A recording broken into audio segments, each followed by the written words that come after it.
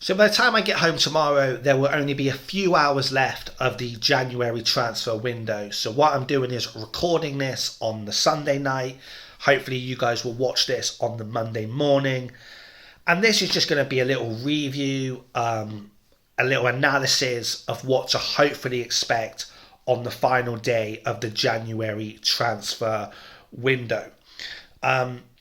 It's been a few seasons now since we've actually spent any money in the winter window. We got used to the last few seasons of being told every January that we could only afford loan deals. I think as Gooners, we all assumed that maybe this year would be a little bit different because top four does seem up for grabs. That, along with Tottenham and Man U and West Ham, that anyone who can just put a consistent run together could very well qualify for the Champions League. And with it so obvious that we're lacking in numbers up front, you did think that maybe Arsenal would invest now to, in theory, make more money later, i.e. invest in a striker now, he fires you into the top four, you make more money in the long term by being back in the Champions League and all the revenue that comes with it. Unfortunately, it does seem to be another January where the priority seems to be slashing the wage bill. We do have a section of our fan base who don't want to hear the truth, who, unless you're saying how positive Six is and how great Arteta is, you've got an agenda or you're being negative, and they just don't want to hear facts anymore. But as things stand, Arsenal this month have been making their squads weaker. They've loaned out Maitland-Niles, they've loaned out Balogun, they've paid for Kolasinac and Callum Chambers to rip up their contracts because they would have been free agents in the summer. So by letting them go now, they don't have to pay them for the next few months. As I'm recording this, there's talk that Barcelona are confident that they're going to loan Aubameyang, which we'll get to in a minute. Remember, we've already got Guendouzi on loan, Torreira's on loan, Reece Nelson's on loan, Hector Bellerin's on loan. You could almost put together an entire 11 of just players who have either been put on loan or just released and had their contracts ripped up. Also remember that Eddie Nketiah and Lacazette are running down their contracts. They'll be free agents in the summer. Remember when Ramsey did that and we were promised that Ramsey would be the last ever gunner who would be allowed to do that any other player who got to the final 2 years of his contract would either extend their deal or be sold. Just think about that. Just say that out loud. The two strikers that some of you generally think are going to magically fire us into the top four, deep down know that this time next year, they're not going to be in North London.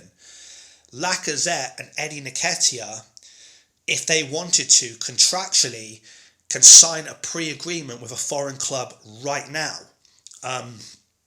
It is believed that Arsenal yet again have turned down a bid from Crystal Palace for Eddie Nketiah, which obviously wouldn't be as much as they were willing to pay in the summer, because rightfully so, they're going to think, if you don't give us him now, we'll snap him up as a free agent in August. Something tells me that the reason Arsenal are not entertaining bids for Eddie Nketiah is not because they rate him, is not because they see him as the long-term number one striker for Arsenal, but simply number-wise, they cannot afford to be releasing any more strikers. It's probably a debate for another day, but I'm not happy with Arsenal how they are using the loan market. The concept of the loan market is to loan players out as part of their development, i.e. a Reece Nelson and a Balogun. It's not meant to be for players who you regret giving a certain wage to and you can't sell. And I think what's happening is Arsenal are almost showing their hand to potential suitors, because what happens, and you'll see this in the case of Aubameyang, what happens, any club who are interested in one of our assets now call Arsenal's bluff. Instead of meeting the asking price, they will wait for the 11th hour, because they know that Arsenal are so desperate to get players off the wage bill that eventually they'll accept a loan deal. That's why, in my opinion, it would not surprise me if the Aubameyang situation goes down to the last minute of the transfer window, because if you're Barcelona, rightfully so from a business point of view, Arsenal have made it so clear that they want to wash their hands of this guy, that if you're Barcelona, instead of paying a loan fee and turning around and paying the whole salary, you're going to wait for an hour before the deadline and go, look, Arsenal, take it or leave it. We'll pay half his salary and take this headache away from you. Or you're stuck with a player who quite clearly you do not want around. It's interesting, isn't it, that Barcelona want Aubameyang. I couldn't imagine Barcelona ever turning around saying, can we take Eddie Nketiah on loan? Yet currently Mikel Arteta has Eddie Nketiah ahead of Aubameyang in our pecking order. I don't know what Aubameyang has done that is so bad. I do think we need clarity. But if it was any other club, I would stand here and go, there's no way Arsenal would let Aubameyang go on loan unless they brought a replacement in. Arsenal are the only club who, knowing full well that Lacazette and Eddie Nketiah are not good enough to fire us in the top four, would still get rid of Aubameyang. I think people have missed the point. I agree that for a season and a half, Aubameyang has not been the same player. I agree we need to move on from him. I agree that from a leadership point of view, he isn't the best captain in the world. I agree with all that. But to me, I don't agree with just washing your hands of someone and not bringing in anyone better. You cannot tell me, having seen what you saw at the City ground, seen what you saw in the second leg of the Carabao Cup, what you saw at Burnley, that Aubameyang would not be a better option than Eddie Nketiah to come off the bench. That to me is what a manager does. He works and gets the best out of the resources he has. So, if Aubameyang is going on loan, the big question that everyone is wondering tomorrow is, will Arsenal be bringing in a striker? Whether you're going to school tomorrow, whether you're going to work, you'll all be checking your phones all day to see an update. I find it hard to fathom that Mikel Arteta, with a straight face, genuinely believes that Lacazette and Eddie Nketiah would have enough firepower to fire us into the top four. And it seems bizarre that we've seen enough evidence since December that they're not good enough, and yet we seem to just be going along with this. All reports are that we were willing to pay serious money for Vlahovic. He understandably chose Juventus over us. It's kind of sad yesterday. I think it was Cassano who basically said that Juventus was too big a step for him in this stage of his career. And to paraphrase, he said he would have been better off at Arsenal a club below, an intermediate club, a club with less pressure, a club not out of Europe where there's less expectation. And it's funny, isn't it? That's just an idea of how we're viewed across Europe right now. Because when I say something like that, you can hide behind, oh, Dan's being negative or Dan's got an agenda. But Cassano doesn't care about Arsenal. He's got no reason to pick a fight. He's got no reason to provoke us. That's just him giving an honest assessment. When he hears Arsenal, he thinks of a mid-table club, a club where you can play with no pressure, no expectation. You don't have to worry about European football. And quite obviously, by what I've heard, a fan base who celebrate sixth and see that as progress. Isaac, I don't know if I'm pronouncing that right. He does have a buyout clause of, I believe it's like 36 million. He's only scored like 5 or 6 goals this season. He scored like 18 last season.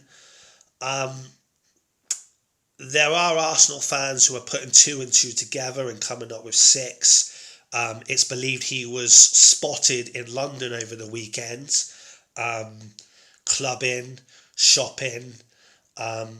There's even talk that he has registered a car this month in England. Would he be the answer to our attacking options? A rumour that won't go away is Calvert-Lewin, but if that was to happen, I can't see that happening until the summer, especially with Everton about to appoint Frank Lampard as manager. Apparently, one of the first things that Frank Lampard has stressed to his new employers is the striker does not get sold at any point, which I kind of understand. There was talk of maybe Morata being a short-term answer. Would have been ideal because with Juventus interested in Aubameyang, we could have worked some deal out. But I think people got confused. Morata is actually an Atletico Madrid player officially. He's on loan at Juventus. One deal that maybe be possibly back on, and it is a very Arsenal kind of deal because you know how I said in the last few windows we could only afford loan deals, and we're very cautious on the whole obligation to buy, or you know, we're happy to loan a player but we don't want to have to pay a transfer fee in the summer. Arthur, who when he broke on the scene at Barcelona was seen as one of these next great midfielders, his surplus requirements at Juventus, and it's believed that last week the only stumbling block from a loan move to the Emirates was that Arsenal were only willing to make the loan deal till the end of the season, but Juventus want kind of a 18-month loan deal, a long-term loan deal, and it's believed that Edu was actually outvoted, that if Edu had his way, Arthur would come to the Emirates on an 18-month loan deal. And it's one of those where I remember saying at the time that Juventus and Arsenal, it could come down to a bit of poker and who bluffs first. It might be that Juventus are the ones who bluff first because they seem to have a replacement lined up, a midfielder from Bayer Leverkusen, which means they might be a little bit more in a hurry to get Arthur off their books and therefore maybe a little bit more open to making it a short-term loan deal. So maybe that's something, again, at the 11th hour, Arsenal just ask the question. In conclusion, I think any top club with proper ambition to get back in the top 4, they don't loan out Aubameyang without getting a replacement.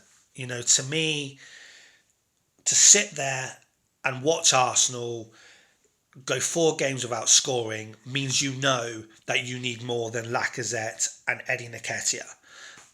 To just shrug your shoulders and just still go along with it, to me, tells you everything you need to know. I've noticed a change in our fan base, especially on Just Arsenal this season, where, and I think there's a mistaken with me where it's like, Dan, you always seem negative. And it's like, no, guys, I don't always seem negative. I am negative. I am negative. Or, Dan, you seem to have an agenda against the Kroenkes. No, I don't seem to. I've always had an agenda against the Kroenkes because I can go way back to time and time again when it was time to take that next step and show a little bit of ambition where they don't. When you consider, let's say Aubameyang gets loaned out. Let's bear in mind that Lacazette's contract will soon go off the wage bill. Eddie Nketiah's leaving.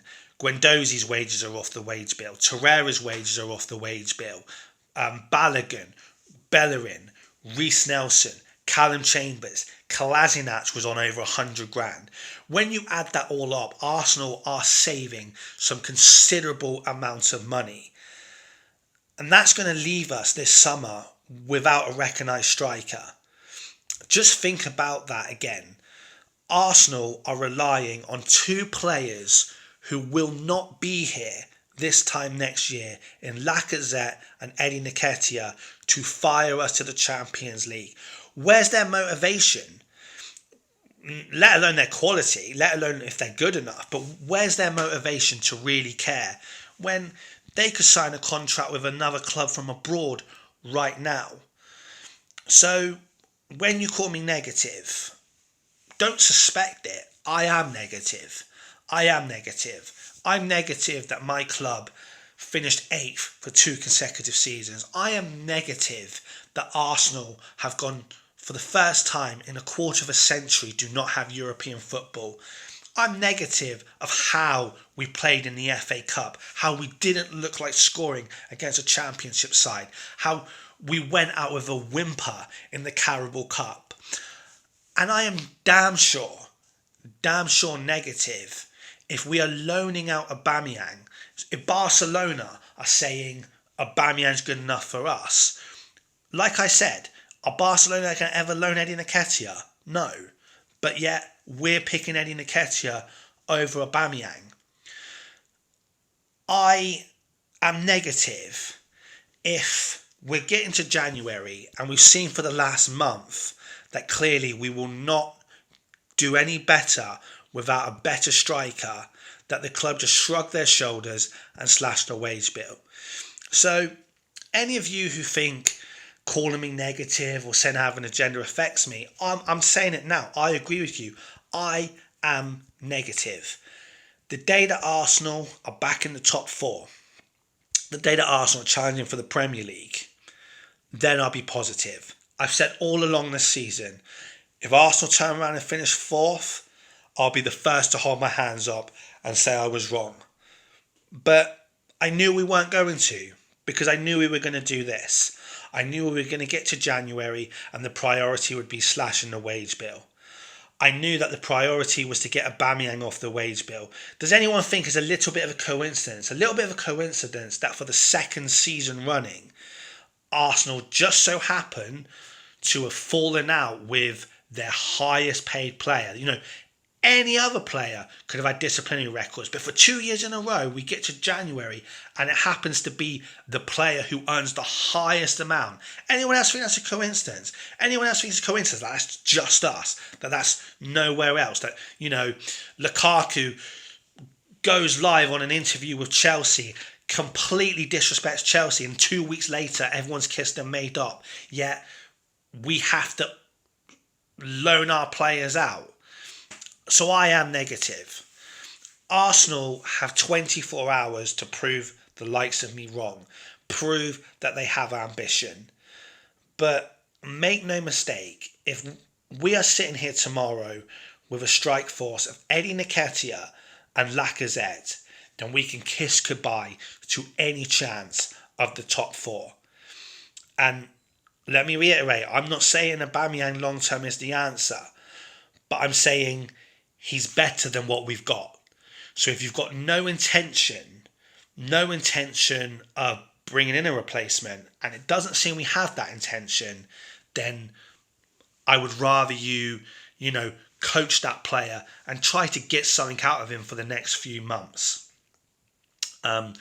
Like I said, whether you're at work tomorrow, school tomorrow, I'm sure we will all be checking our phones throughout the day, hoping that Arsenal do something in this transfer window, something other than making money. Let me know in the comments, guys. Like, subscribe, share with your friends. Let me know, do you think Arsenal will bring a striker in? Who do you think that striker will be? If they don't, does it make sense to be loaning out Aubameyang? And how come Barcelona think that Aubameyang is good enough for them and we think that he can't even get on our bench? Take it easy, peeps. Like I said, by the time I get home tomorrow, there'll be a few hours of the transfer window left. We'll obviously send in my thoughts. But until then, take it easy. Stay safe, peeps.